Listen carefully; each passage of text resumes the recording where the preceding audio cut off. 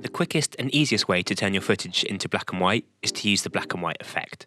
In the Effects panel, go to Video Effects, Image Control, and simply drag and drop the black and white effect onto your clip. This will turn your footage into black and white. If you would like more control over your black and white footage, you need to instead add the Lumetri Color effect to your clip. In the Effects panel, go to Video Effects, Color Correction, Lumetri Color, or instead search Lumetri Color in the search bar. Drag the effect onto your clip and open the basic correction options. Turning the saturation down to 0% will turn your footage into black and white.